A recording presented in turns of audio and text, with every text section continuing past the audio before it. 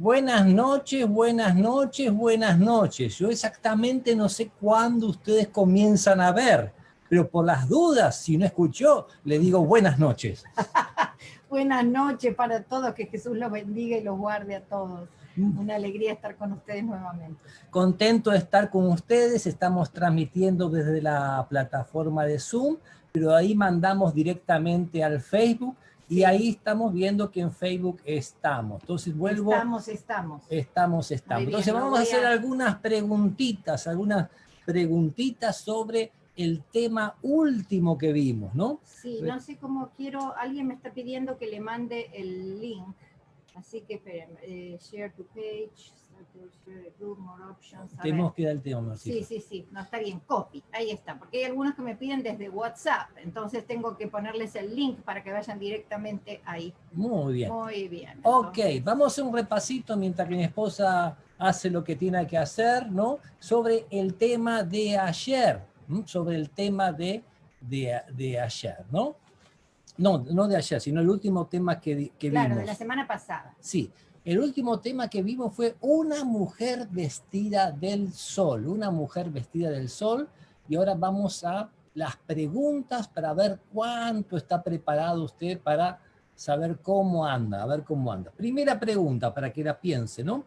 ¿Quién es el dragón escarlata? Rojo. ¿Quién es ese dragón? ¿A quién simboliza? ¿A quién simboliza el dragón escarlata, no? ¿A quién persigue Satanás? ¿A quién persigue? Presta atención. ¿A quién persigue Satanás?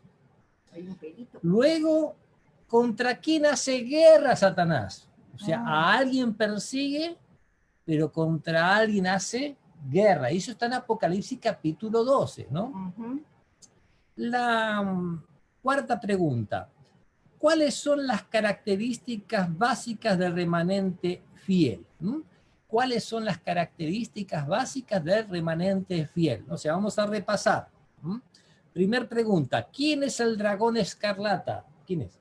Satanás. Muy bien, representa a Satanás. Aquel que con su cola arrastraba la tercera parte de las estrellas del cielo, de los ángeles del cielo, y fueron arrojados a tierra, ¿no? Acuérdense que estamos hablando de símbolos. El Apocalipsis es un libro de símbolos, porque fueron visiones dadas a San Juan. San Juan vio visiones que después, con el estudio de toda la Biblia y de la historia, se confirmó qué representaban, porque Juan mismo no entendió todo. Muy bien, recuerden que también estamos en la lección 18 hoy y la que estamos repasando la 17. Si usted cae en paracaídas ahora no va a entender nada, ¿no? O sea, no, algo va a entender, pero bueno le va a costar. Puede buscar los videos anteriores. Exactamente, ¿no? Están ahí. ¿A quién persigue Satanás según Apocalipsis capítulo 12? A la mujer. La mujer vestida de sol. A la mujer vestida de sol, que es la iglesia. Representa la verdadera iglesia. Representa la verdadera iglesia, la iglesia vestida de ropas blancas, ¿no? Resplandecientes. ¿Contra quién hace guerra el Satanás? Porque persigue a la mujer, pero va a hacer guerra contra alguien, contra el resto de la descendencia de la mujer, o sea, los últimos cristianos. El remanente final. El remanente final, los últimos cristianos antes que Cristo venga, ¿no? Puede ser que seas tú y yo, y quedemos solitos hasta que Jesús viene, ¿no? Dios sabe. El remanente final, los que guardan los mandamientos de Dios, ¿no? Y la fe de Jesús, ¿no? Y tienen el testimonio de Jesucristo, ¿no? Muy bien. ¿Cuáles son las características básicas del remanente fiel? ¿Cuáles son las características básicas? Recién lo dije. Los que guardan los mandamientos de Dios y la fe de Jesús tienen el testimonio de Jesús, ¿no? O sea, tienen una conducción profética, ¿no? Muy bien, hemos terminado el repaso, entonces ahora vamos a pasar a la nueva lección de esta noche. La bestia de Apocalipsis 13 y el 666. Recuerden que bestia... simboliza reino. Simboliza reino. Muy bien, vamos a orar. La misma Biblia lo dice. Señor y Dios nuestro, te damos gracias porque nos da la oportunidad de presentar tu palabra. Queremos que bendigas tu palabra, que nos demos cuenta que el Apocalipsis es un libro de revelación. Amén, Señor. Revela todo lo necesario para que seamos salvos. Nos muestras en qué momento estamos parados en la historia de este mundo. nos muestra los problemas y dificultades que estamos enfrentando, Sí, Señor. pero también nos muestra que hay una recompensa para los vencedores, un cielo nuevo y una tierra nueva. Amén. Bendícenos esta noche, acompáñanos y agradecemos tu presencia en el nombre de Jesús. Amén, amén, amén. Muy bien, Amén. Apocalipsis 13 y el 666. Vamos a... La bestia de Apocalipsis 13 y el 666. El tema Dice que así. vimos fue una mujer. Amén. Sí. Muy bien, vamos a seguir. Acá revisando a ver si las cosas están. Saludos a Sara, a Denis, a Waldina, a Minerva. Gracias, Waldina, por compartir. O sea, tiene una coronita más en el cielo por eso. Dios sabe todo eso, pero hay personas que están conectadas y que no están escribiendo, así que también saludos para ellos. Muy bien, muy bien. Bueno, en el estudio anterior identificamos al remanente fiel de Dios bajo el símbolo de la mujer vestida del sol. Pero hemos visto en estudios anteriores que hay una lucha entre Cristo y Satanás y que este último tiene sus instrumentos por los cuales actúa. Y esto está en Apocalipsis 16, 13 y 14, donde dice, y vi salir de la boca del dragón. ¿Quién era el dragón? Satanás. Okay. Y de la boca de la bestia y de la boca del falso profeta, 3 espíritus inmundos a manera de ranas, pues son espíritus de demonios que hacen señales y van a los reyes de la tierra en todo el mundo para reunirlos a la batalla de aquel gran día del Dios Todopoderoso. O sea, estos poderes políticos, religiosos, ¿no? Hacen milagros. Claro, hay que ver de dónde vienen esos milagros, no vienen de Dios, ahí está la diferencia. Y se meten en la política y van uniendo a los reyes de este mundo. Muy bien, interesante, como habíamos dicho antes, que las ranas eran objeto de adoración de los egipcios. Y la Biblia identifica a Egipto como el lugar del pecado y del mal. Entonces, es evidente que el poder que tienen estas cosas, el reino, este reino y este poder, valga la redundancia, no viene de Dios y está siendo adorado también. Interesante, igual como por eso representado por las ranas que eran la adoración de los egipcios. Muy bien, seguimos. Muy bien, entonces dice, teniendo en cuenta que San Pablo advierte que los instrumentos del anticristo se disfrazan como apóstoles de Cristo y como ministros de justicia, debemos esperar llevarnos una sorpresa Aquí casi increíble al descubrir quién es el anticristo. Vamos a ver. En segunda de Corintios 13 al 15 dice, porque tales son falsos apóstoles, obreros fraudulentos, que se disfrazan de apóstoles de Cristo, y no es de extrañar porque el mismo Satanás se disfraza de ángel de luz. Así que no es mucho el que también sus ministros se disfracen como ministros de justicia, cuyo fin será conforme a sus obras. Hermanos, es impresionante los mensajes que veo por internet por falsos apóstoles, falsos diáconos, falsas monjas, falsos cristianos. O sea, hay toda una maraña de mentiras y verdades mezclada, una mezcla de cosas que nos tratan de desviar de lo que realmente el Apocalipsis dice. Exactamente. Porque si ustedes ven todos esos mensajes, hablan del Apocalipsis, pero parecido, pero no igual. Y ahí está el asunto. El diablo es parecido, pero no igual. Por eso lo que acabo de leer en 2 de Corintios dice falsos apóstoles, obreros pero fraudulentos. Sí. Y está lleno. Se disfrazan de apóstoles de Cristo, pero no son. O sea que hay un poder religioso ahí, pero falso. Entonces dice así, tan increíble como para que solo pueda ser identificado porque Dios le quita el disfraz. Por eso la gente no quiere que estudies Apocalipsis, porque te revela todas las cosas. Y te diría más, toda la Biblia va desenmascarando a Satanás. Toda la palabra de Dios va desenmascarando a Satanás, porque el mismo Apocalipsis se explica en los otros libros de la Biblia. No es que nosotros estamos inventando esto, sino que está en los otros libros de la Biblia. El problema es que la gente no tiene Biblia. no la leen, y si la leen solo lo que les dice su pastor, su religioso, y repiten lo que ellos dicen y no piensan por su cuenta. O la estudian por pedacitos, así suelto, y no estudian todo el contexto. Pero por si alguno de esos descubrimientos nos resultara doloroso, recordemos que el Señor actúa como el cirujano, que solo hiere para salvar. A veces al aprender estas cosas nos frustramos porque nos desilusionamos de lo que realmente pensamos que es verdad. Yo pensaba, somos tantos cristianos, vamos a ser todos tontos, todos engañados. Y sí, si nunca agarras una Biblia te van a meter el cuento. Por sí, eso seguro. es que Jesús dijo que sus profecías están destinadas a darnos más fe. Y acuérdense de esto, una frase que no la inventé yo, ninguna gran verdad de la historia fue patrimonio de la mayoría. Siempre las grandes verdades de la historia en todos los campos fueron atacadas. Porque hay un padre de mentira que trabaja y que hay un conflicto entre el bien y el mal. Entonces, ¿qué tenemos que hacer para saber? Por supuesto, hablar con Dios y orar, pero también leer su palabra, porque Él por medio de su palabra nos informa. Y esto es muy importante.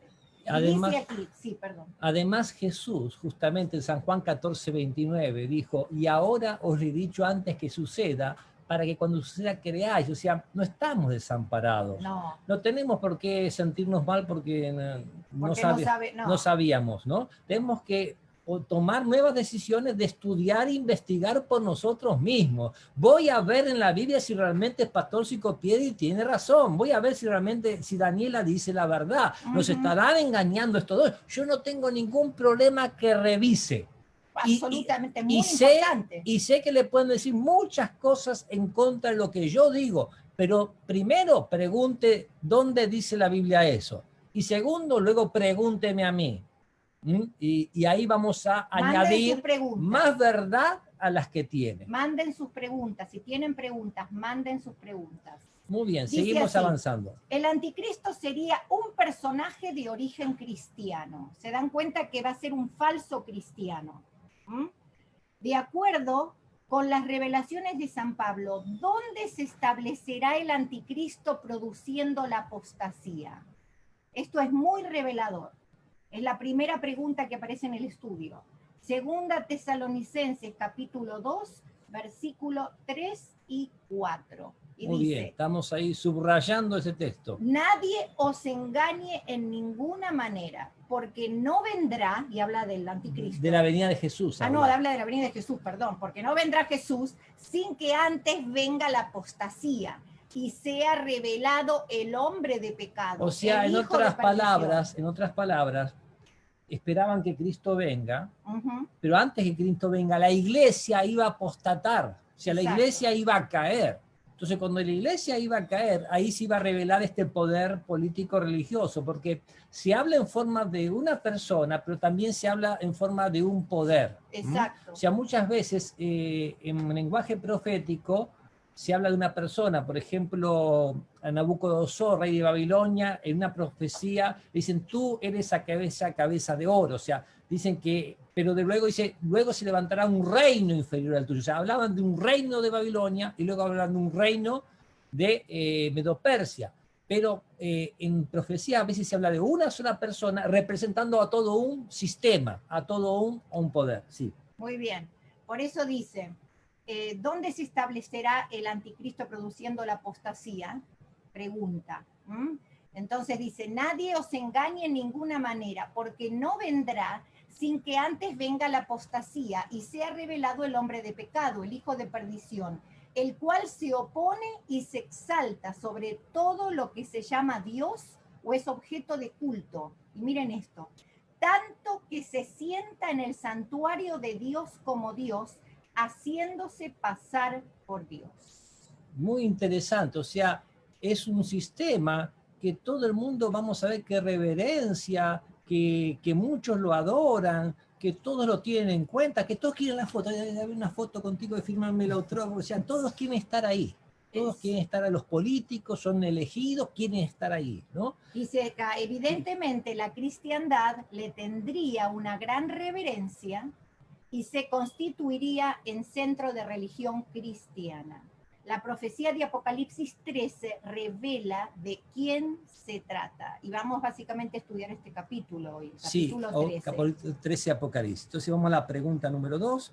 Dice, la primera bestia simbólica de Apocalipsis 13. ¿Qué detalles de la primera bestia simbólica nos permiten ubicar geográficamente la sede de la bestia? Muy bien. Está en Apocalipsis 13:1 y 17:9. Acá está 13.1 abajo de la página. Subir un poquito más, ¿no? Bueno. Y se paró sobre la arena del mar y vi subir del mar una bestia. Una bestia. Acá está la bestia que va subiendo. Miren cómo va subiendo, ¿no? Esta es la visión que tuvo Juan, dice. Es una idea de lo que tuvo, porque este dibujo no es exactamente lo que Juan vio, pero da una idea, una idea, ¿no? Dice, y se paró sobre la tierra del mar, y vi subir del mar una bestia que tenía 10 cuernos y 7 cabezas, y en sus cuernos 10 diademas, y sobre sus cabezas un nombre blasfemo. Vamos un pequeño paréntesis acá, ¿no? Y recuerden que en la Biblia hay mucha repetición y ampliación. Ya en el libro del profeta Daniel, que no hemos estudiado aquí, habla de visiones apocalípticas y habla de Babilonia como un león, habla de Medo-Persia como un oso que se levanta más de lado que un el otro, habla de Grecia como un leopardo bien ágil, y luego habla de una bestia que no se puede describir en la naturaleza. Y justamente en Apocalipsis 13, hablando de este poder, habla de una mezcla de un poquito de todo, ¿no? Habla, ¿por qué? Porque de todos ese paganismo anterior sacó algo. De todo ese paganismo anterior sirvió para formar este nuevo poder político religioso. ¿Sí? Exactamente.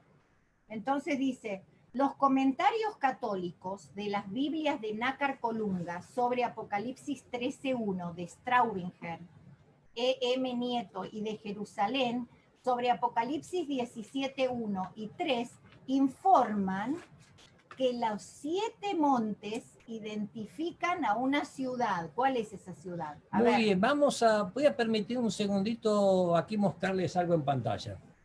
Acá dice la Santa Biblia, ¿no? Esta de Monseñor Straubinger, ¿no? Ese fue arzobispo de La Plata en Argentina, un alemán brillante, un genio este hombre, ¿no?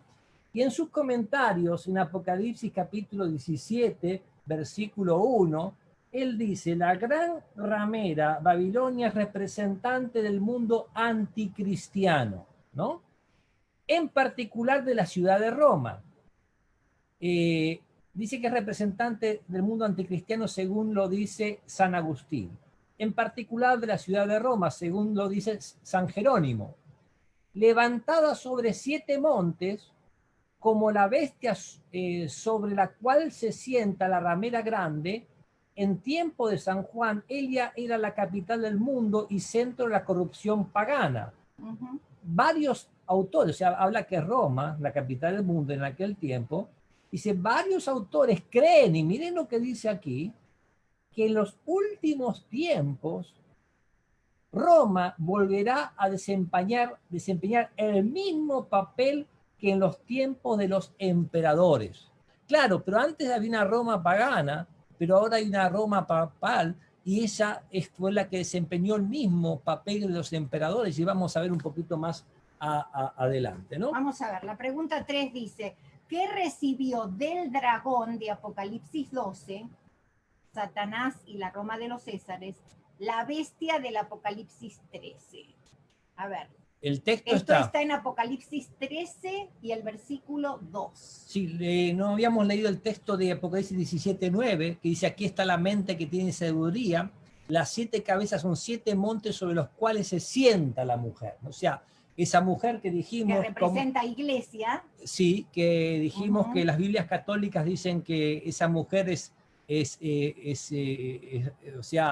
Roma, ¿no? Y está sentada sobre el dragón, ¿no? Y tiene 7 cabezas, las 7 cabezas indican las 7 colinas de la ciudad de Roma. Ahora sí, vamos ahora a leer lo que estaba diciendo. Apocalipsis 13:2. Dice, y la bestia que vi era semejante a un leopardo, y sus pies como de oso, y su boca como boca de león, y el dragón le dio su poder y su trono y gran autoridad. ¿No ven como aquí le pusieron como una cabeza de león, leopardo, oso, ¿no? Las piernas de oso, ¿no? y la bestia indescriptible que nadie puede describir con los cuernos, ¿no? Muy bien. Muy bien, dice entonces, poder perseguidor, perdón, históricamente, esto sí que hay que leerlo, históricamente hay un solo poder que recibió la sede y la autoridad de la Roma de los Césares, tal como había sido profetizado, es la Roma de los papas, la Roma papal. Poder perseguidor y blasfemo. ¿Por cuánto tiempo tendría Roma poder para perseguir al remanente fiel? Vamos a ver, Apocalipsis 13, 5 y 7. Muy Después bien. está Apocalipsis 12, 6 y Ezequiel 4, 6. Entonces vamos a leer los tres. Dice en Apocalipsis 13, 5 y 7. Y se le dio una boca que hablaba palabras arrogantes y blasfemias. Y se le dio autoridad para actuar durante 42 meses. Si se acuerdan un poquito en la Biblia que hemos visto, Esto 42 meses, 1260 días, tiempos y medio tiempo, los tres dan lo mismo, los tres están asociados con persecución, ¿no? Y los tres representan 1260 años. Exactamente. Y se le permitió hacer guerra contra los santos y vencerlos. También se le dio autoridad sobre toda tribu, pueblo, lengua y nación. Vamos a ver un poquito más adelante que esta autoridad se la da al emperador Justiniano, el año 538, que nombra al obispo de Roma como cabeza de todas las iglesias y corrector de herejes, y ahí es cuando él puede perseguir, ¿no?, a los poderes que se van en contra de él. Exacto. Dice Apocalipsis 13, 12:6. perdón, 12:6. Y la mujer huyó al desierto, la mujer verdadera, o sea, la iglesia verdadera, huyó al desierto donde tiene un lugar preparado por Dios para que allí la sustenten durante 1260 días, que son los años que se representan. O sea, el enemigo de Dios, Satanás, persigue a la mujer a través de este poder político religioso por 1260 años, a través de la Inquisición, ¿no? Y en 1798, cuando se cumplen los 1260 años después del decreto de Justiniano, el general Berthier, a las órdenes de Napoleón, toma prisionero al Papa y él muere en exilio y está la iglesia romana 2 años sin Papa, ¿no? Y al paso la iglesia romana, ¿no?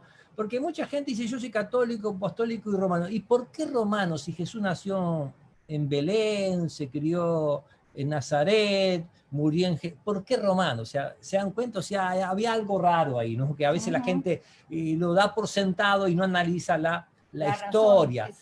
Hubo siempre varios obispados, varias cabezas, pero por las guerras quedó solamente una vigente, y cuando cae Roma políticamente no cae espiritualmente, ¿no? O sea, Roma cae como los César, pero no cae como el obispo de Roma, no cae. Exacto, y acá en Ezequiel 4:6, en realidad es un versículo, Ezequiel también es un libro profético, Ezequiel fue un profeta. Es uno de los ejemplos que tenemos sobre día por año. Exacto, él dice, cumplido esto, te acostarás sobre tu lado derecho segunda vez y llevarás la maldad de la casa de Judá 40 días, computándose cada día por un año. También cuando fueron a recorrer los espías, ¿no?, la tierra prometida, 40 días y no quisieron entrar, ¿no? O sea, Dios los dijo, van a estar 40 días en el desierto y estuvieron 40 años. O sea, día por año. O sea, en profecía un día equivale a un año, ¿no? La historia demuestra que esos 42 meses proféticos o 1260 días proféticos son 1260 años literales y comenzaron en el año 538, cuando entró en vigencia el edicto de Justiniano, dándole a Roma el poder legal para perseguir y entregar hasta con la pena de muerte a los cristianos disidentes. Yo voy a aprovechar ahora para perseguir a los que están en internet, decirle que compartan, si pueden compartir lo que estamos diciendo, ¿no? Porque saludamos a Yeserni, ¿no?, a Hispanes Ángeles que nos acompañan también, ¿no?, a Minerva, ¿no? Les agradecemos que estén presentes aquí, ¿no? ¿Dónde está Tomás? Tomás, ¿dónde estás que no te veo? Debe haber más, hay más, pero no escriben. Okay. Bueno, muy bien. Entonces, aquí nos está diciendo que a los 1260 años se cumplió la otra parte de la profecía, que fue cuando terminó ese periodo y después se terminó la persecución de la Inquisición, digamos. Además de perseguir, dice la pregunta 5, además de perseguir, ¿qué haría la bestia, símbolo del anticristo? Apocalipsis 13, 5 y 6. Muy bien, Apocalipsis 13, 5 y 6 dice, y se le dio una boca que hablaba palabras arrogantes y blasfemias, y se le dio autoridad para actuar durante 42 meses, y abrió su boca en blasfemias contra Dios, para blasfemar de su nombre, de su tabernáculo y de los que moran en el cielo.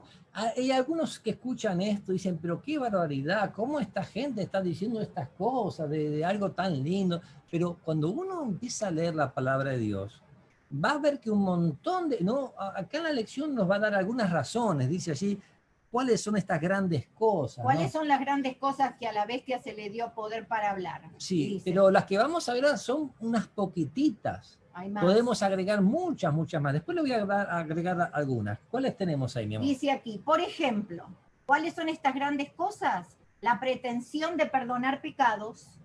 Después de la ascensión de nuestro Señor Jesucristo, San Pedro dejó bien en claro que él, Pedro, no tenía poder para perdonar pecados, que esa es atribución de Dios. Y eso está en Hechos 8, 20 al 23, por cuando Pedro dijo, entonces Pedro le dijo, tu dinero vaya contigo a la perdición, porque has puesto que el don de Dios se obtiene con dinero.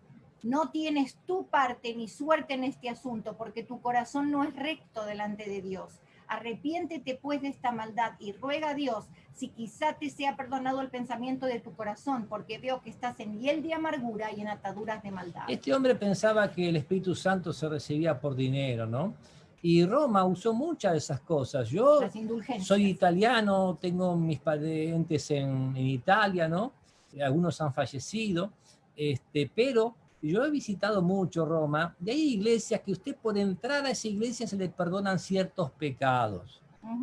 O si no, si se hace la señal de cruz con el agua bendita en cierta iglesia, también se le perdonan ciertos pecados. O si no, si el Papa Bostila, cuando hubo un jubileo, decía, el que vaya a tal lugar, las mujeres que hayan tenido abortos, que iban a tal lugar, se les iba a perdonar eso o iban a estar menos tiempo en el purgatorio. O sea, el cristianismo, el perdón no es un negocio, no es una transacción comercial que yo hago esto y como diciendo, mi amor, si me lavas los platos te voy a tratar como una mujer, ¿viste? No. O sea, ¿y qué? Si no lavas los platos, ¿qué? Así no es Dios. O sea, Dios no es como es el ser humano, ¿no? Ni como, ni como la idea que tenían en la antigüedad a los ídolos, que es la forma que se comunicaban con los ídolos. ¿Se dan cuenta? De darles cosas, de hacer sacrificios con los hijos, de darles, de pegarse, de lastimarse. Eso no es lo que Dios pide. Y vemos aquí en Marcos 2.7, dice, ¿por qué habla así? Está blasfemando. ¿Quién puede perdonar pecados si no solo Dios? O sea, si la palabra de Dios dice que solo Dios es solo Dios, no hay otra cosa, ¿no? Exactamente. Otras más, dice, otros ejemplos, el hacerse llamar Santo Padre. Eso es adoptar un nombre que le corresponde a Dios. Jesús dijo, y no llaméis Padre vuestro a nadie en la tierra, porque uno es vuestro Padre, el que está en los cielos. Eso dice eso Mateo 23. Eso no se refiere al Padre normal, natural de no, uno, al Padre sino Dios.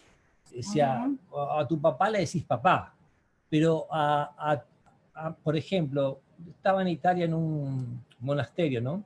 Y el que atendía el monasterio era un solo cura para todo el monasterio y no había más nadie, éramos los dos solitos ahí, ¿no?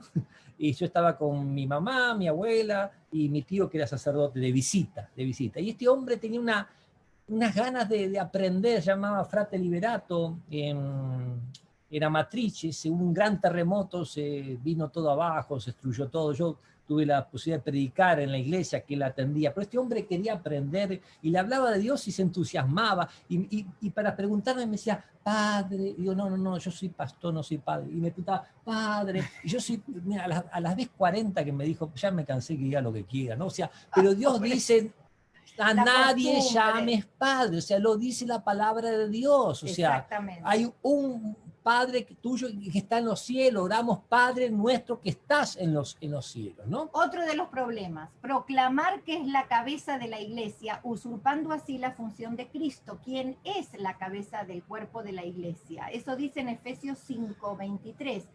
La única cabeza que tiene la iglesia es Jesús. mismo. Porque dice Efesios 5:23, porque el marido es cabeza de la mujer, me escuchaste, ¿no? Así como Cristo es cabeza de la iglesia, la cual es su cuerpo y él es su salvador, o sea, ¿no? Por ejemplo, la iglesia adventista tiene un presidente, pero les puedo asegurar que muchos miembros de la iglesia ni saben quién es el presidente de la iglesia adventista, o sea, pero Sí. tiene una conducción. Es una iglesia que se maneja democráticamente, que hay elecciones, ¿no? No hay uno que reforma la Constitución para quedarse en el poder, no. O sea, están las cosas muy bien hechas, ¿no? Muy bien hechas, y la organización es maravillosa. Pero no es Dios, No. es un ser humano elegido por un grupo de personas representativas para cumplir una función muy especial, para conducir la iglesia, pero es un cuerpo el que trabaja y la cabeza es Cristo, ¿no? En cambio, hay otros que parecen que no solo le dicen Padre, sino su santidad, ¿no? Sí, o Santísimo Padre, O sea, Santo su santidad, ¿no? Y en la Biblia los santos son los miembros de iglesia. Si ustedes leen las cartas del apóstol Pablo, cómo se inician, van a ver que varias de esas cartas dice a los santos, y va a ver que se refiere a los miembros de iglesia que se portaban bien, que se portaban mal, que hacían renegar, que eran buenos cristianos. A ellos se refiere, ¿no? A ellos, porque se estaban apartando para un uso sagrado, ¿no? Otra de las cosas, aceptar que se le brinde un homenaje que en la Santa Biblia se toma como acto de adoración que corresponde brindar solo a Dios. ¿Y cómo sabemos eso? San Pedro le prohibió a Cornelio que lo adorara o que le hiciera adoración por considerar que él, Pedro, era solo un ser humano. Dice en Hechos 10, 25 y 26. Cuando Pedro entró, salió Cornelio a su encuentro y postrándose a sus pies, adoró. Mas Pedro le levantó diciendo, levántate, pues yo mismo también soy hombre. Yo conocí al pastor Daniel Belvedere, un evangelista de la iglesia adventista, muy interesante. También él fue al Museo Vaticano y nos encontramos allí en Roma y paseamos juntos y vimos algunas cosas juntas, ¿no? Entonces en esas conversaciones de pastor y pastor me dice, sabes que yo saqué un par de fotos que las tengo guardadas, ¿no? En diapositivas, en aquel tiempo que existían las diapositivas, que se ponía la fotito ahí con la lucecita que alumbraba. Y en una, él sacó una foto a un cuadro que está este pasaje, que Pedro dice, levántate, que yo soy hombre, o sea, ¿no? Que no te postres delante de un ser humano. Exacto. Y él sacó otra foto, otro cuadro que decía, arrodíllate, póstrate delante de mí, que yo soy el Papa. Y ustedes habrán visto cómo se postran como los musulmanes, cuerpo a tierra, cabeza contra el piso por él, ¿no? O sea, la Biblia dice una cosa y los seres humanos hacen otra, ¿no? Qué triste eso, qué triste, ¿no? Y por eso dice que quiere tomar la posición de Dios, porque recibe adoración. El que único que se puede uno postrar es el Señor, es a Dios, ¿no? Ninguna cosa creada ni ninguna persona ¿Y puede ¿Y si un ángel aparece? ¿Qué Tampoco. hago? No me, ¿ok? ¿Qué dice la palabra de Dios? El mismo ángel, si es un ángel del Señor, nos va a decir que no adoremos. Miren, Apocalipsis 19:10 dice, me postré a sus pies para adorarle. Me dijo, mira, no lo hagas, soy consiervo tuyo. El ángel le dice a Juan. Exacto. Y de tus hermanos que poseen el testimonio de Jesús, adora a Dios, porque el testimonio de Jesús es el espíritu de la profecía. Exacto. Y en Apocalipsis 22, 8 y 9 dice, yo, Juan, soy el que oyó y vio estas cosas. Y después que las oí y las vi, me postré para adorar ante los pies del ángel que me mostraba estas cosas. Pero él me dijo, mira, no lo hagas, porque yo soy consiervo tuyo, de tus hermanos los profetas y de los que guardan las palabras de este libro. Adora a Dios. Amén, amén, amén. Acá tenemos una visita que no sabemos cómo echarla de la mesa. Ay, la gordita. Se nos huele, vino huele, una huele, gordita. huele, bueno, vaya para allá. Esta gordita siempre nos visita. Fíjense que Juan, 2 veces el ángel tuvo que decirle, no lo hagas, 2 veces. Si un ángel dice no lo hagas, ¿tú esperas que te lo diga otra vez?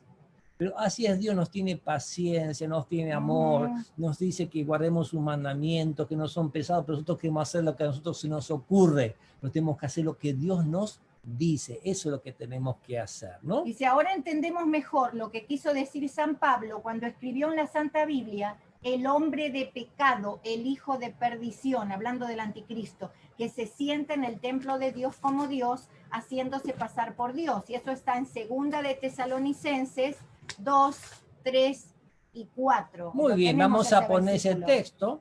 Segunda de Tesalonicenses 2, ahí 3, dice, sí. nadie os engañe en ninguna manera, porque no vendrá Jesús sin que antes venga la apostasía y sea revelado el hombre de pecado, el hijo de perdición, el cual se opone y se exalta sobre todo lo que se llama Dios o es objeto de culto, tanto que se sienta en el santuario de Dios haciéndose pasar por Dios. O sea, lo que está diciendo el texto es que ese anticristo se pone por encima de Dios mismo y de todas las cosas que tienen que ver con Dios. Sí, Elsa Salinas, es así, lamentablemente es así. Y si uno busca en la Biblia encuentra un montón de cosas que son de la misma manera, ¿no? Por ejemplo, yo de chico me preguntaba, Señor, ¿por qué haces que los sacerdotes no puedan casarse? Me gustaría casarme con una chica hermosa, bonita, tener hijos, que me lave los platos, me cocine, me planche, que haga todo lo que yo no tengo ganas de hacer. Pero bueno, él lo hace. Bueno, pero trae el sueldo a casa. Si no lo hace, pero trae el sueldo, ¿no? No, hay que ser un equipo. One team, one team, ¿no? Todos nos ayudamos de acuerdo a lo que hacemos, ¿no es cierto? Pero si vamos a la palabra de Dios, en la primera carta del apóstol Timoteo, ¿no? Vamos a encontrar que hay requisitos para los obispos, y lo que acabo de leer en la Biblia de Straubinger, y es la misma cosa, no hay cambios, dice lo mismo, ¿no? Vamos a 1 Timoteo, si tienen su Biblia a mano, eso no lo puse allí en la... ¿Primera de Timoteo? Sí, 1 de Timoteo, no lo puse ahí, capítulo 3, versículo 1, lo tengo acá, ahí tengo mi Biblia, ¿no? 1 Timoteo 3:1 dice, palabra fiel, si alguno anhela obispado, buena obra desea, pero es necesario. ¿Cómo? Sí, si usted no tiene esto, no califica. O sea, es necesario que el obispo, o sea, el que presida la iglesia, sea irreprensible, marido de una sola mujer, sobrio, prudente, decoroso, hospedador, apto para enseñar, no dado al vino, no pendenciero, no codicioso de ganancia deshonesta, sino amable, apacible, que gobierne bien su casa, que tenga a sus hijos en sujeción con toda honestidad. Pues el que no sabe gobernar su propia casa, ¿cómo cuidará de la iglesia de Dios, no? Y Monseñor Straubinger, comentando este versículo, dice que en el tiempo antiguo no era obligatorio el celibato. O sea, antes no era obligatorio, ahora sí. Antes era necesario que fuera casado, ahora no. ¿Y qué dice Dios a esto? Puedo preguntarme. Si uno sigue leyendo, habla del requisito de los diáconos, que es más o menos parecidos, habla del misterio de la piedad, que es que Jesús Dios se hizo carne, y en el capítulo 4 habla de la apostasía, o sea, de que la iglesia iba a caer, iba a cambiar. Dice, pero el Espíritu dice claramente que algunos apostatarán de la fe, escuchando a espíritus engañadores y a doctrinas de demonios, por la hipocresía de mentirosos que teniendo cauterizada la conciencia prohibirán casarse. Entonces, si la palabra de Dios acá dice que esa gente iba a prohibir casarse, y esa gente tiene la conciencia cauterizada, y esa gente está basada en doctrinas de demonios, ¿cómo es que lo hacen? ¿Cómo es que nadie dice nada? ¿Cómo es que los periodistas se callan la boca? Porque ustedes saben, cuando quieren escarbar algo, lo hacen, ¿no? Pero hay cosas como que está prohibido tocar, está prohibido hablar. Por un tiempo se trató, pero después silencio. No, o sea, sí, no, hablan, no, pero ¿por qué no se casan? ¿Y por qué? Pero nadie les cita lo que dice la Biblia, que basado en demonio han prohibido casarse. Nadie dice, jamás escuché en noticiero eso. Sí escuché de por qué no lo hacen, que ya en algunos momentos sería bueno que lo hagan, ¿no? Pero ahí están las cosas. La Biblia no nos pide eso. Y hay muchas cosas más, por ejemplo, las peregrinaciones, cargando ídolos. Segundo mandamiento prohíbe fabricar ídolos y rendirle culto. Dicen, no los adoramos. Dios prohibió el fabricarlos, no solo el adorarlos, ¿no? Exacto. Y yo veía a esas mujeres con las varices reventadas en camiones como si fueran animales, porque se hicieron daños permanentes en sus piernas porque decían que tenían que hacer un sacrificio por el Señor. Apreciado amigo, hermana, Dios no nos Jesús pide eso. hizo el sacrificio por nosotros. Él murió por nuestros pecados para que nosotros vivamos por Él. Y para que tengamos vida abundante. Dios no quiere que nos enfermemos, Dios no quiere que suframos, Dios no quiere que nos torturemos para que Él nos escuche. Dios Jesús no tiene dijo, ese carácter. entra a tu aposento, cerrada la puerta, ora a tu Padre que te ve en lo secreto, y tu Padre que ve en lo secreto te va a recompensar en público. Las repeticiones de rezos, bla, bla, bla, bla, bla, bla, bla, bla. Mi abuelito católico, apostólico, romano y pecador con mi mamá, se fue a confesar al cura, ¿no? ¿Y qué hizo? Y dice esto, y era bandido, el abuelito la verdad que era bandido, ¿no? Y el cura le dio unos cuantos Padre Nuestro, unos cuantos Ave María, y él se puso a 1, 2, 3, y en un momento sintió como si Dios le decía, pero me estás cansando, ¿no? Y se levantó y se fue. Cuando lo contó en la casa, el hereje. ¿Qué hereje ni hereje? Él pensaba. Exacto. Él pensaba, él se dio cuenta que las cosas no son así. Un ser humano, tu padre, tu madre, no te pide eso. Y además hay algo importante que tenemos que saber. ¿Por qué explicamos estas cosas? Porque tristemente hay mucha gente que se dice atea por estas ideas. Porque ellos creen, si Dios me pide esto, yo no creo en este Dios. Yo tampoco creo en ese Dios, porque no existe. Exactamente, exactamente. O sea, no hay nada. Jesús mismo dijo, si vosotros... Recuerden de compartir si no lo han hecho, ¿ok? Gracias. Jesús mismo dijo, si vosotros, siendo malos, sabéis dar buenas cosas a vuestros hijos, ¿cómo no os dará Dios lo que pidáis? Como Padre amoroso. Las confesiones. Dios no necesita nuestras torturas ni sacrificios para contestar. Las confesiones, ¿no? Dice, confesaré mis pecados a Jehová y tú perdonaste la maldad en mi pecado. O sea, las confesiones son a Dios.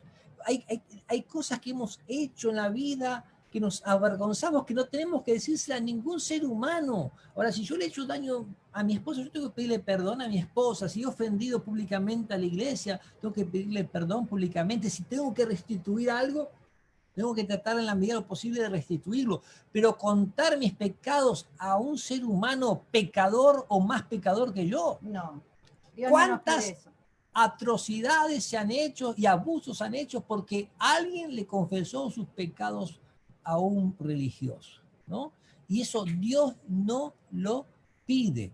El sacrificio de la misa, que se toma el religioso la autoridad de crear a Dios en la misa, que ese pan se convierte en la carne de Cristo, que ese jugo de la vid se convierte en la sangre real, cuando es un símbolo. Jesús dijo, el que no come mi carne y no bebe mi sangre no tiene vida eterna, porque mi carne es verdadera comida y mi sangre verdadera bebida. Pero unos versiculitos después agrega, las palabras que os he hablado son espíritu y son vida. A Jesús tenemos que entregarle nuestro corazón, aceptar su justicia que nos cubre, comer de su palabra que sea parte de nuestra vida, no que me como algo que ya tengo a Dios adentro y salgo bien, como que tengo el poder. Dios, la salvación es una pastilla que tú te tomas, es un corazón que tú entregas. O sea, todo parecido, pero habla de un Dios que no existe y en quien no creo. Y lo peor es que todas estas cosas distorsionan quién realmente es Dios. Y como lamentablemente nuestra naturaleza pecaminosa no nos permite ver a Dios cara a cara porque moriríamos, entonces este poder blasfemo ha tergiversado tantas cosas que hay muchas personas que dejan de creer en un padre amante que murió por ellos, que los busca día a día, que sufre por ellos, que espera que ser el mejor amigo de ellos en este mundo, para llevarlos al cielo para siempre y para darles vida eterna. Y lamentablemente cuando esas personas ven este sistema, dejan de creer, se desilusionan, sufren. Dicen, entonces no hay Dios, ¿qué es esto? Exactamente. Por eso el camino, la verdad, es blasfemado, ¿no? Y ojo, que personas buenas y malas hay en todos lados, pero estamos hablando del sistema, no de las personas. Hay personas de muy buen corazón. El sistema es del enemigo de Dios, pero en ese sistema hay gente muy buena, gente maravillosa. La misma Biblia lo dice. Que sigue como puede, y que Dios le hace un llamado especial a esa gente, le dice, salid de allí, pueblo Salid de mío, Babilonia, pueblo salid de mío. Babilonia, pero ya vamos a ir Ya lo avanzando un estudiaremos. poquito Muy más, bien. ¿no? Ahora Y dice, habría muchas más cosas para decir, y bautismo por niños, bebés que no saben ni entienden, cuando Jesús dijo que tenemos que hacer discípulos, bautizando en el nombre del Padre, del Hijo, y a través de la inmersión, porque es un símbolo de la muerte y la resurrección de Cristo. Allí en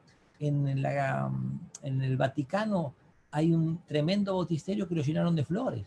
Era un bautisterio, pero ahora le pusieron flores. claro, porque no hacen Y si no me bautismo creen, por vayan inmersión. a ver el bautisterio del emperador Constantino. Él construyó un bautisterio que está hasta el día de hoy. Está en una torre grande y lo único que hay en esa torre es el bautisterio, lo único para ver, ¿no? Lo construyó el emperador Constantino, que su madre era... Santa Elena. Yo siempre me olvido, ella siempre me recuerda. Ok, Bueno. seguimos avanzando con la lección, si no el tiempo se nos va, ¿no? Ahora, ustedes saben que el idioma oficial de Roma era el latín, ¿no es cierto? Entonces dice, ¿qué número deducible de un nombre que se atribuirá al papado serviría como otro elemento identificativo de la bestia? Y este es un número que todos Apocalipsis 13. conocen, aún los que no creen en Dios o no saben de estos temas, Pero no saben de conocen la este Biblia, número. saben de este número porque ha estado Y hasta algunos en no saben películas. ni sumar ni restar, pero saben este número. Lástima que a veces ha sido tergiversado, ¿no? Sí, lamentablemente, ¿no? Dice así, Y que nadie... En Apocalipsis 13, 17 y 18 dice, y que nadie pueda comprar ni vender, sino el que tenga la marca o el nombre de la bestia o el número de su nombre. Y aquí se requiere sabiduría, dice. El que tiene entendimiento, calcule el número de la bestia, pues es número de hombre. Mañana recuerden que vamos a ver la marca la bestia, el tema de mañana, no se lo pierdan, ¿no? ¿Y su número? ¿Cuál era el famoso número? El 666, 666. Y ahora miren lo que dice en la Hay pantalla. un título que él llevaba en su tiara, ¿no? Que habla como el vicario del Hijo de Dios, o sea, que es el representante de Dios en la tierra, ¿no? En latín sería Vicarius Filii Dei, el vicario del Hijo de Dios. Y ese título que lleva con mucho orgullo, ¿no? Y si ustedes ven los números romanos, la B es un 5, la I es un 1, la C es 100, ¿no? La L es 50, ¿no? Entonces da 666 exacto, pero el tema no es solo porque te dé un número 666 te ganaste la lotería, es un conjunto de cosas. Exacto. Es un conjunto, son los textos bíblicos, la ubicación del poder, lo que han hecho, el querer cambiar los mandamientos de Dios, o sea, ¿no? O sea, es un conjunto de cosas y cada cosa suma un granito más, una evidencia más sobre este poder, ¿no? Ahora, Apocalipsis habla de una herida de muerte que se le da a la bestia y dice, ¿qué ocurrió con una de las cabezas, el monte del Vaticano, en Apocalipsis 13, 3 y 10? Ahí lo y tenemos dice, en pantalla. Vi una de sus cabezas como herida de muerte, pero su herida mortal fue sanada y se maravilló toda la tierra en pos de la bestia. Si alguno lleva en cautividad, va en cautividad. Si alguno mata a espada debe ser muerto. Aquí está la paciencia y la fe de los santos.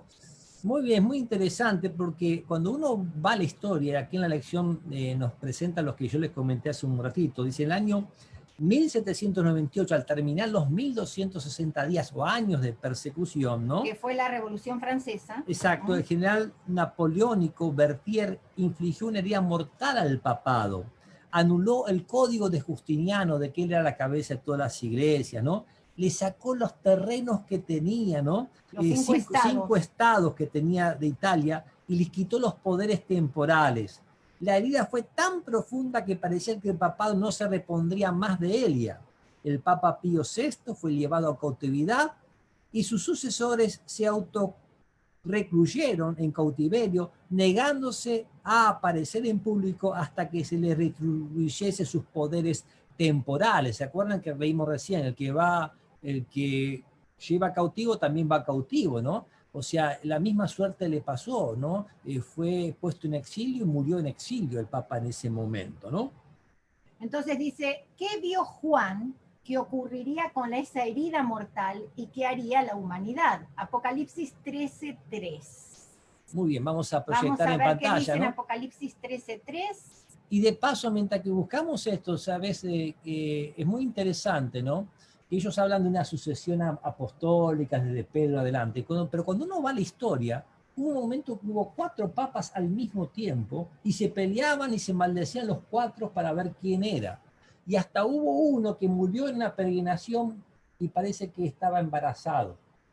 Era una mujer. Exacto, ¿no? O sea, eso es la historia, hermano, la historia más, muchas cosas que la gente a veces no tiene ni idea, pero la gente dice, no, esto era de antes, estamos cambiando, la iglesia cambia.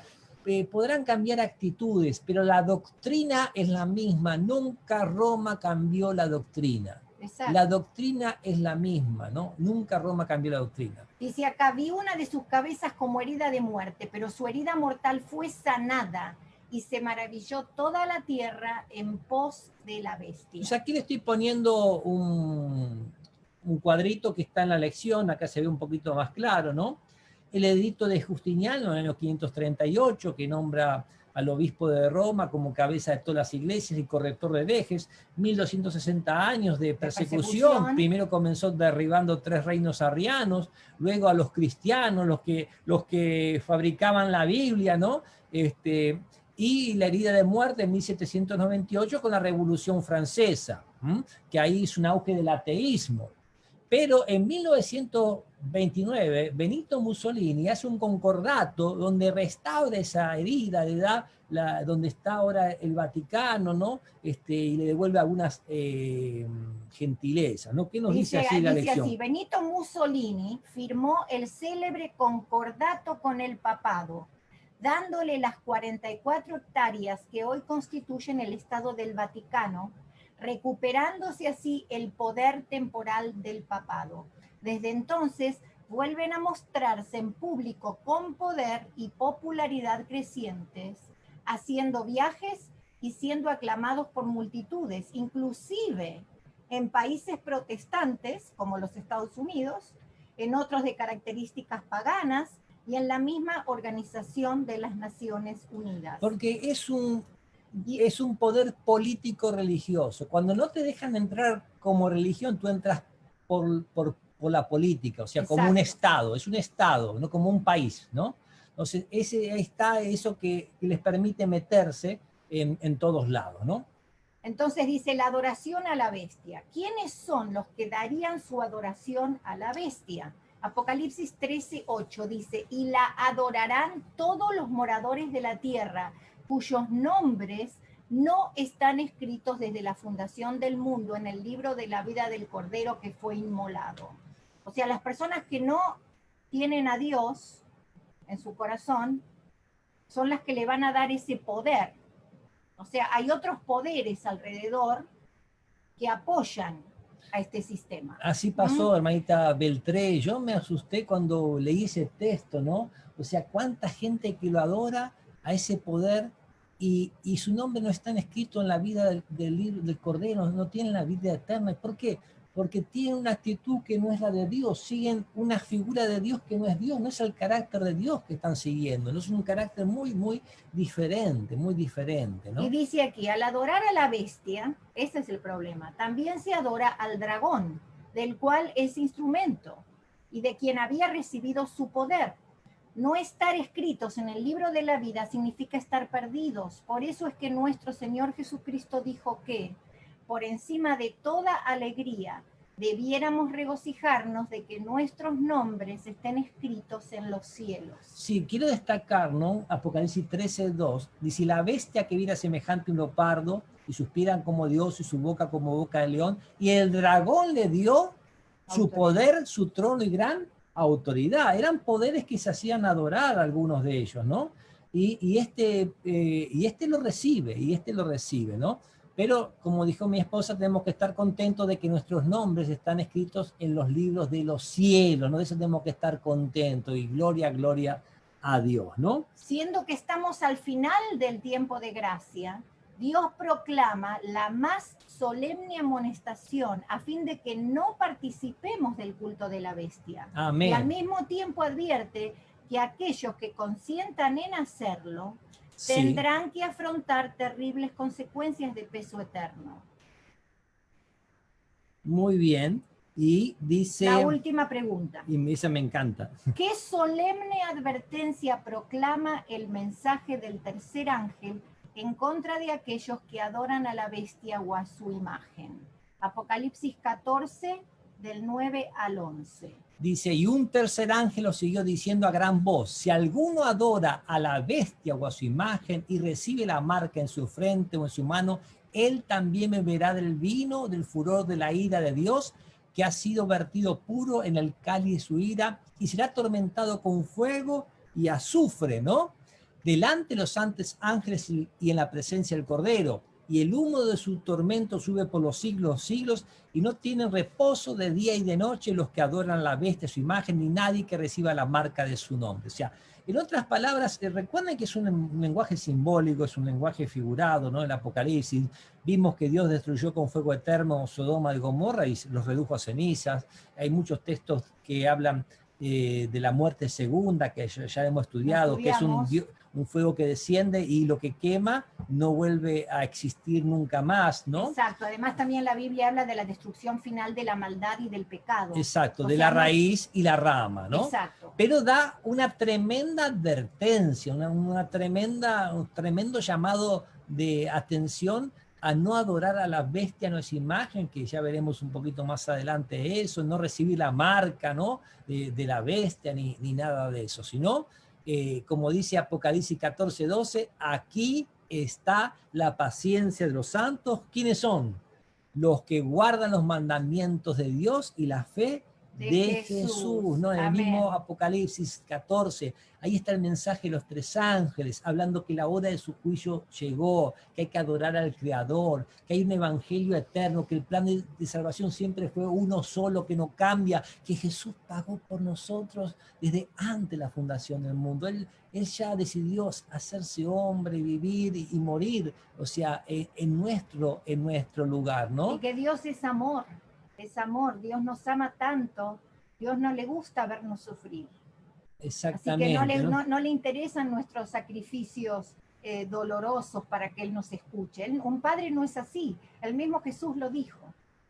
Así que ya eso tiene que hacernos pensar que un sistema así no puede venir de Dios. Muy bien, entonces dice, como notamos, la bestia tiene una señal o marca, la cual será aplicada sobre los que se pierden. ¿En qué consiste esa fatídica marca? Bueno, ese será el tema de nuestro próximo estudio, que es mañana, y no se lo pierdan.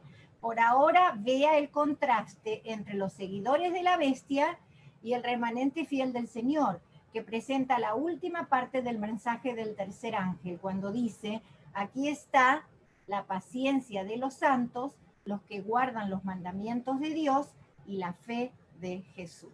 ¿De qué lado vamos a estar? ¿No? Exactamente. Si queremos estar del lado de los que guardan los mandamientos de Dios y la fe de Jesús, ¿no? Pongan su amén ahí, pongan su amén, ¿no? ¿De qué lado voy a estar? ¿De la bestia y su imagen? No way, no. Pero sí del lado que aquellos que guardan los mandamientos de Dios y la fe de Jesús, ponemos amén. Amén, amén. ¿No? Y dice acá, Señor, ayúdame a cortar todo lazo con ese poder apóstata que tú ilustraste por medio de la bestia de Apocalipsis 13.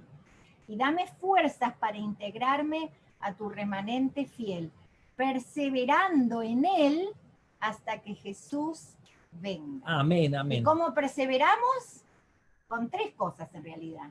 Hablando con el Señor como nuestro mejor amigo, no con repeticiones, frases que están siempre igual. Dios no quiere así, Él quiere que le hablemos como un padre, como un amigo, como alguien, el más cercano de todos. Leyendo su palabra, que es donde Él nos habla a nosotros y nos enseña su verdad. Y comunicándosela a otros. Porque esa es la felicidad y la libertad que Jesús habló, de tanto habló cuando Él dijo, conoceréis la verdad y la verdad os hará libres. Ay, gloria a Dios, yo saben que antes para... Y miren, esto es algo que nadie les puede quitar. Todo esto, las cosas que tenemos, todo esto va a desaparecer un día. Pero esto que tenemos, conocer a Dios en el corazón, nadie lo quita. Nadie lo quita y es la verdadera felicidad. Amén, la verdadera amén, felicidad. Yo estoy tan contento de conocer las cosas de Dios. Amén. Antes, yo también. Peregrinaciones cansadoras que no recibía respuesta. Ahora entro en mi cuartito, oro con la seguridad de que Dios me va a responder y Dios responde y Dios se manifiesta, pero uno tiene que ponerlo a Él en primer lugar, ¿no? Y como matrimonio les digo, eso es lo que más nos une. Nosotros somos dos personas de carácter fuerte y los dos somos... Yo mando más. Los dos somos explosivos. Vamos a contar los problemas, a sacar los trapitos al sol, como dicen. Pero saben que el hecho de tener a Jesús nos ayuda a moldearnos mutuamente. Nos ayuda a ver todas las cosas que el otro tiene, que son una bendición para nosotros. Y yo les digo que después de casi 32 años de casada, cada vez soy más feliz. ¿Y esto qué tiene que ver con el tema? Tiene que ver. Con la bestia, que yo era una bestia y no... No, tiene que ver. No, tiene que ver con que Dios une a las personas. Ahora entiendo. Porque si no hubiésemos tenido a Jesús, probablemente no estuviéramos juntos, no estaríamos juntos. Porque hemos tenido problemas también, como cualquier otro matrimonio, pero siempre los hemos mejorado y los hemos entregado a Dios en oración, en estudio, en devoción, en charla, en comunicación, que sabemos qué es lo que Dios quiere. Porque el matrimonio es un símbolo entre Dios y la iglesia. Y eso hace que nosotros pensemos en el matrimonio como algo muy sagrado. Sí. Y eso nos da felicidad, porque el separarnos no está... It's not in the picture, ¿eh? No lo tenemos en la cabeza eso, porque sabemos que no, nosotros queremos crecer juntos, estar juntos y crecer en Dios. Y Dios trabaja como un triángulo en la familia. Dios, el hombre y la mujer, y es un triángulo fuerte. Pero me estoy yendo del tema, pero lo importante es conocer a Dios, porque Amén. así le da sentido no solo a esto, a todo, la relación con las personas, el amor a las personas. Bueno, ahora le doy la razón a ella. El perdón. Yo soy una persona que tiendo a tener rencores y eso, conocer al Señor hace que yo se lo entregue y le diga, Señor, ayúdame, oro por las personas a las que le tuve rencor, porque gracias a Dios no los tengo más. En otras palabras, Dios transforma. En otras palabras, el cristianismo es más de saber dónde estás parado, que hay un poder político religioso, que... No es algo intelectual solamente. Es una relación personal con Cristo que se manifiesta en tu familia y con las personas que te rodean, ¿no? Exacto. Y también compartimos, testificamos con nuestra manera de ser, de vivir, y recuerden que las cosas se van aprendiendo de a poquito. Por algo el Señor dio el Apocalipsis en símbolos para que uno lo vaya enseñando de a poco, porque la gente a veces no está preparada para recibir la luz, ¿no? Exacto, y además, si Él hubiera explicado todo tal cual, como explica toda la Biblia, la maldad, el mal, la gente satánica lo hubiese destruido, no hubiese llegado a nosotros. Dios sabe bien cómo hace las cosas. Amén, Ay, esta amén. gorda me está jugando tanto que me está lastimando está la gatita al lado mordiéndola toda. Mordiéndome la mano, pobre de mí. Mire, bueno, basta. Está bien. Muy bien, finalizamos con una oración. Un placer estar con ustedes. Y yo comencé, pero voy a terminar. Sí, ore. Señor y Padre Santo, gracias por la oportunidad de predicar tu palabra. Una vez más te agradezco. Gracias porque aprendemos tantas cosas. Aprendemos que tú manejas la historia de este mundo, sí, que estás Señor. Al tanto de todo, ¿no? Y si puedes resolver problemas tan complicados, ¿cómo nos puedes resolver los problemas que tenemos en nuestro hogar, en nuestro trabajo? ¿Cómo nos puedes resolver tantas preocupaciones que tienen los que están escuchando esto, Señor? Amén, ¿no? Señor. Sabemos que tú eres Dios, que nos ha dado la vida y la posibilidad de la vida eterna, sí, y una vida abundante ahora en Cristo Jesús. Amén. Cuida a los que están escuchando, a los que no han podido escuchar, sí, que tu palabra sea bendecida, bendita, y que mañana podamos estar, permítenos, a seguir investigando este libro maravilloso, el Apocalipsis, que es la revelación de Jesucristo. Y a ti, oh Dios nuestro, sea la honra y la gloria por los siglos de los siglos. Amén y amén y amén. Amén. Dios los bendiga grande, rica, poderosamente. Un abrazo. Y acuérdate de algo, Dios no ve en grupo como nosotros miramos, Dios ve individualmente, te mira a ti como si fueras la única persona en todo el universo, así te ve Dios. Así te ama y así te busca. Y eso lo dice la misma palabra. Amén. Así que a buscar a Jesús. Hoy está a orar, a leer la Biblia. Empieza con los salmos. Salmo 1 es hermoso. A ponerse en contacto con Dios. No solamente escucharnos a nosotros. Nosotros somos seres humanos. Ustedes tienen que buscar a Jesús. Amén. Dios los bendiga. Buenas noches. Hasta mañana. Que Dios los guarde y los bendiga. Y oramos por todos ustedes.